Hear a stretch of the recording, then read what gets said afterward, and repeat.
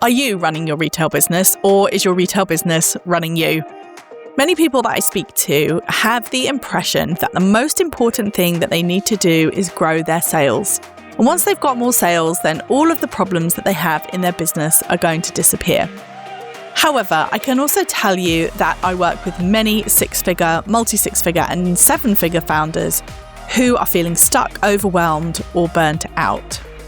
In today's episode, we're going to delve into how you can scale past six figures without chaos, exhaustion, or constant firefighting. But it does require strategy, structure, and support. Welcome to the Resilient Retail Game Plan. I'm Catherine Erdly, and in the next few minutes, you're about to get powerful real-world retail strategies from insights shared both from my guests and myself, backed up by my 25 years in the retail industry. Keep listening to learn how to grow a thriving, profitable product business. Let's jump in with this latest episode. So why do people feel like hitting six figures is the hardest part? Well, part of that is because a lot of people will be working towards this milestone for a significant amount of time. I do come across businesses that launch and pretty quickly hit six figures, but I have to say, most of them are in the minority. Most people I work with who get to six figures have got there over a period of time, and it's something that they've been working towards. So it makes sense that if you're not there yet, if you're not at that six-figure stage, then your belief is going to be that the most important thing is for you to get there. And then, again, all of your problems will be solved. Once you've got more sales, then you'll have a better cash flow. You'll be better known with your customers. You'll have a stronger presence. All of the issues that you've had at the moment around stock management, anything like that, it was all going to go away because you're going to have more sales. But what people don't realize is that really when you get to 100K, it's a bit of an inflection point and things change. So one of the phrases I love is what got me here won't get me there. And I think that the 100K mark is one of those points where the skills and the requirements that you've had to get you to that point are not going to be the same things that get you beyond that. Often people put all of this time and effort and energy into getting to that six-figure point, and then they're acting a certain way, they're running their business a certain way, and that's what's got them to that point. But the skills that they need and the focuses that they need to get them beyond that are not the same thing. So as you grow, your sales grow, but so do your responsibilities and the complexities of often managing multiple sales channels, for example, multiple product drops, multiple suppliers, multiple ways of communicating with your customers. You can also find that as the numbers go up, the sales numbers go up, then the stock purchasing numbers go up. So admin piles up and that all invasive decision fatigue can set in. If you have got your business to 100K, you probably have been the person who's been doing the bulk of the work. And if you keep going with that above 100K, then it can lead to burnout. The founder feels responsible for everything, and this can lead them to burnout. In fact, I would go as far as saying that the skills and the characteristics that you need as a founder to get you up to 100K are fundamentally different to the skills, the tasks, and the behaviors that you need to go beyond 100K. And unless you realize that, it can feel like a little bit like insanity, like you're doing the same thing that you've always been doing, but it's getting more and more stressful. So it's not surprising at all to me that I talk to a lot of founders who hit that 100K mark who are really feeling stressed out. And I use the term 100K fairly loosely. It could be anywhere. It could be the VAT limit. It could be 100K. Some people feel like this at 50K because of the complexity of their business. Other people might get to 250, 300K and still not feel this way. But there is a point, and if you're at that point where you feel like you're burning out and the business is just getting out of control and feeling really more and more difficult as you get bigger, then you may be at this situation where there are certain characteristics, behaviors, and activities that got you to this point that are not going to be the same ones, or maybe even detrimental to getting you past that. So as I said, the 100K It's a useful benchmark, a useful thing for you to keep in your mind. But if any of this is resonating and you're not at that revenue number, then still do keep it in mind. Up to 100K, what's important? It's important to have a certain instinct and a certain gut feel when you're working under 100K. The reason I say that is that I often think that one of the hardest things to do when you're first starting out is find a really great product or group of products that people will pay you money for. The creation or curation of your product range is one of the first most difficult tasks for product business founders, and it requires a lot of tuning in to your customer. You have to listen to what they're saying. You have to try lots of new things. You have to have instinct and you have to have gut feel. You have to go with, what do I think people want? Okay, I'm going to try this. I'm going to really see, what is my belief in this business? What do I believe it should stand for? What do I believe that I should be selling? So all of those things will help you lock in, really understand your customer and get to that point, get to that six-figure point. Now, it's not that you don't need to have instinct and gut feel once you get over 100K. In fact, when I'm talking about these two sets of characteristics, behaviors, whatever you like to call it, it's not that one is unimportant under 100K and only becomes important over it. It's that one thing is more dominant under 100K and then over 100K something else becomes dominant. So from instinct and gut feel, we need to move into strategy and data. So you are learning a huge amount. That first 100K of your business, you're going to be learning absolutely everything from who your customer really is, what they're prepared to spend money on, what kind of price points you can charge, what kind of products that they really want from you. All of those different things are going to be what you're learning and getting to grips with up to 100K. Once you've got to that point, then really running everything off instinct and gut feel is going to become chaotic. You need strategy, you need a plan, and you also need data. You need to understand, where are my sales coming from? Who's buying from me? What price points do they want? What are the best times of year for me to launch? All of those different things, and you need to have that data to back you up. Up to 100K, again, another characteristic is you need to be willing to wear all the different hats. Are you willing to put the time in? Are you willing to put the effort in? Are you willing to roll up your sleeves? There's a saying that somebody said to me when I was beginning my business, which was that, airplanes use the most fuel during takeoff, and it's true of businesses. You absolutely have to really push to get things through. You often don't have the budget for other people to be doing things, so you have to learn a lot of things. And that's a really important trait in a founder, to be able to roll up your sleeves, dig in, do everything yourself. As you get to 100K, what happens is if you insist on keep going with that, then you become the bottleneck. So you become the bottleneck of the business. And if you insist that everything is down to you doing it yourself, you will get to the point where you've just created a pinch point. And you basically can't grow without burning out because everything has to happen through you. So at that point, what it's all about is putting in systems, building your team, and really focusing then on how can you take yourself out of the day-to-day. If you're at multiple six figures and you're still doing the majority of everything, then I'm willing to put good money on the fact that you're very stressed and burnt out. So one of the key things that you need to do is as the business keeps growing, you've got to take yourself out of the day-to-day, because that is how you eliminate bottlenecks and you allow further growth without you being basically completely crushed by the business. And again, under 100K, this is really important. You have to just try lots and lots of different things. And again, still really important to try new things when you're over 100K, but it's really about knowing your key drivers. Going back to that strategy and data, you need to really understand what are your best sellers, what are the things that are really driving you forward. So you're going to try everything up to 100K, but then after that, you really need to be focusing on the things that you know are going to make a difference. So fundamentally then, that is the shift. You have this inflection point. You have this bit where it changes. You go from really needing to just roll up your sleeves, do everything, try everything to really hone in on what's working, what's successful, and take yourself out of the day-to-day.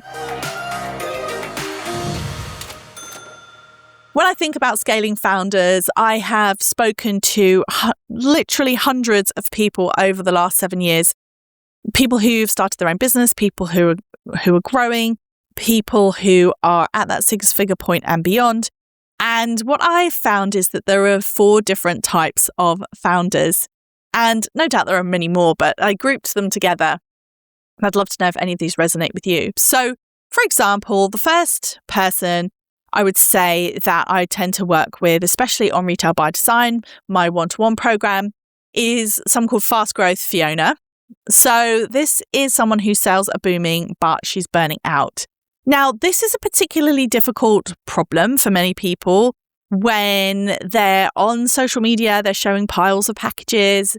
Everyone around them is probably telling them, oh my goodness, you're doing so amazingly well. But what they don't realize, and what a lot of people don't realize, and one of the reasons I really like to stress the fact that it's not always just about more sales, is that it's actually extremely stressful to be in a high growth situation.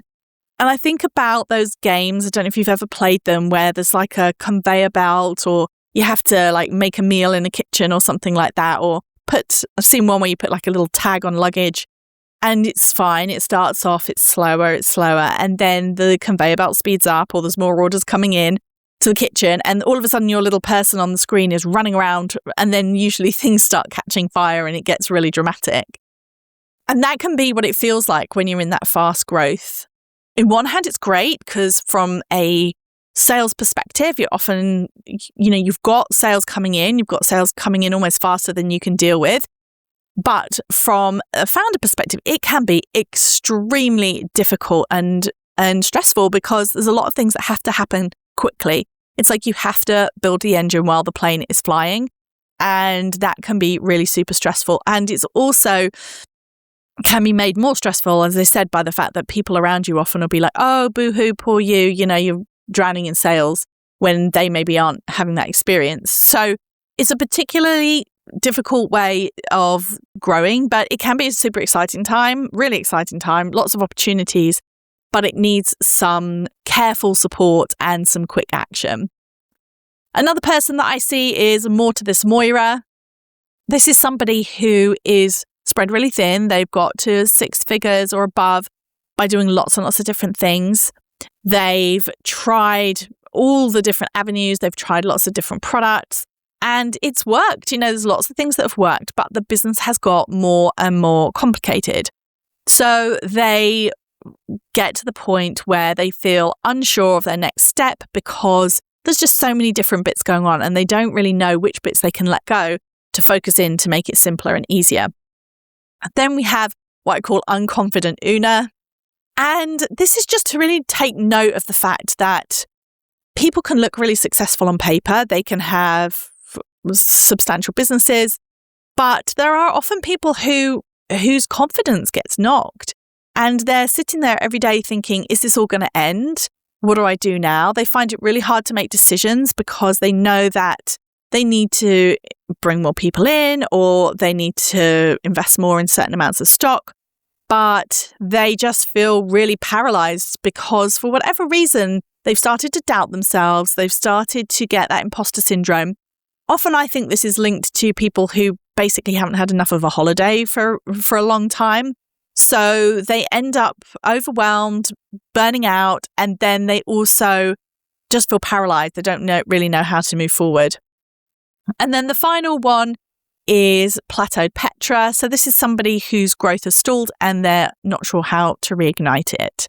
So this is somebody who may have had a COVID boom, or even post-COVID boom, and what's been working before hasn't been working so well recently, and they get to the point where they also can lose a lot of confidence because they suddenly have gone from having a fast growth business to a slow growth or a no growth business, and they don't really know how to fix it, and they feel like they're further along now, so they should know how to fix it. Maybe they've been running the business for quite a long time, but they actually just don't know what to do. So there are some of the common scenarios that I see when it comes to people who are scaling.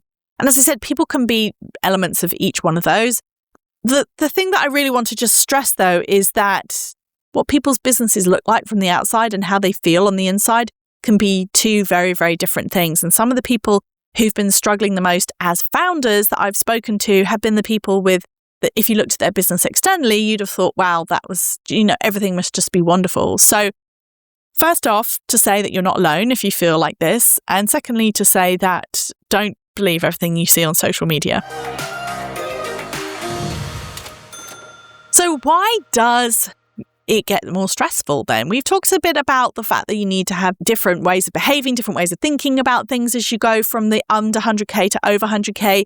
But I want to touch on a few very specific things to product businesses. And the truth is that a mess plus growth equals a bigger mess. And as I said, one of the most harmful beliefs that people have is that, oh, if only I just grow my sales some more, then I'll be absolutely fine.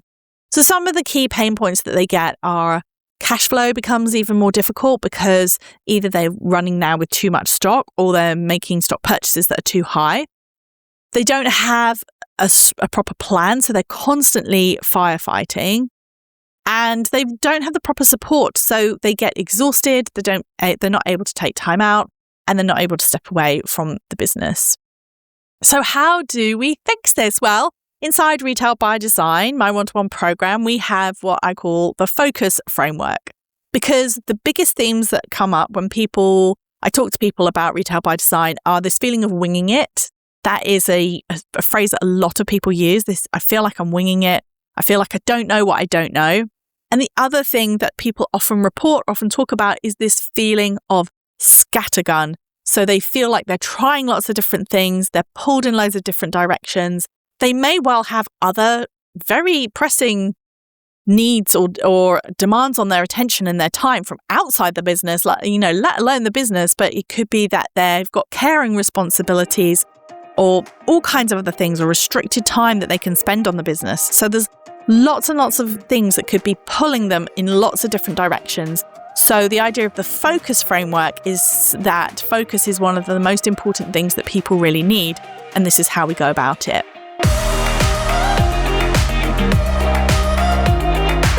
So the first part of the focus framework, the F, is foundations. So this is about going through everything in your business and checking the fundamentals before we go any further. And it's usually the first piece of work that I do with people when they come into the Retail by Design program. So we go through everything from profit margins, pricing, key sales channels. We look at a break-even analysis, which is a really great diagnostic tool. It helps me understand how their fixed costs stack up against their sales compared to their profit margin, to understand if there are financial pressures as part of this. How's it doing? How's it looking? And sometimes, fairly often actually, people will be in a great position, but they don't even realize it. So they was still stuck in paralysis because they didn't realize they could actually, for example, pay themselves more out of their business. So it's all about know before you grow. And getting to that point where we've gone through all of those business fundamentals, underpinnings, so that you can be really, really clear in terms of what you need to do before you move forward. The next thing that we do is we look at the O in focus, which is offer strategy. So this is everything to do with what you're actually selling. So we get really specific on who you're selling to, where you should be selling, and what you should be selling. And this is a great opportunity to really lean into the data to understand what's working well and you should do more of, and what's not working so well and you should pull back on.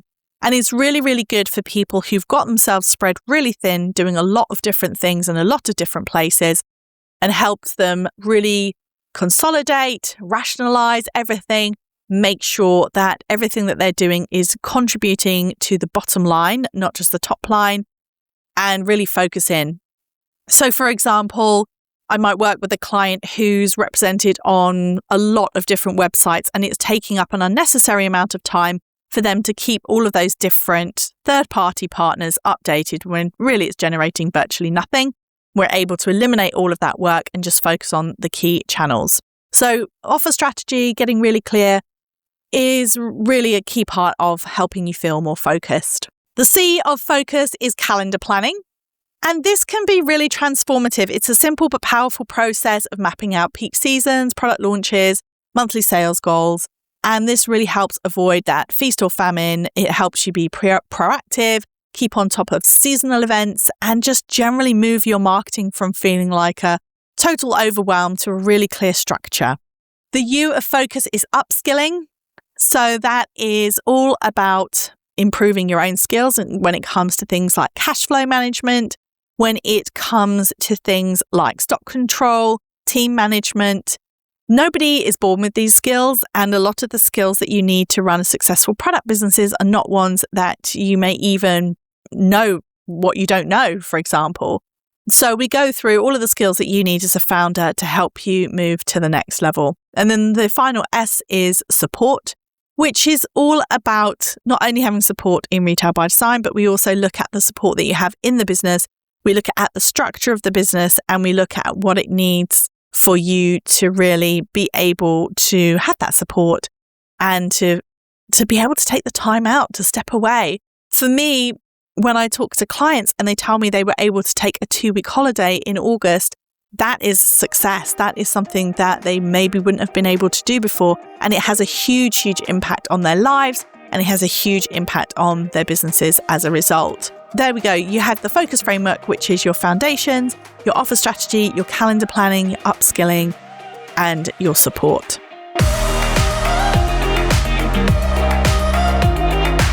It's really all about moving from the scattergun approach, being spread really thin, to being more focused, to being able to upskill, to learn those behaviors that you need to do to take you out of the business on the day-to-day basis, and carefully, strategically, and profitably put in support that means that the business can actually grow profitably. So success is not about working harder, and you get to the point where actually you just can't work any harder and have the business grow. It's about working smarter and choosing clarity over chaos.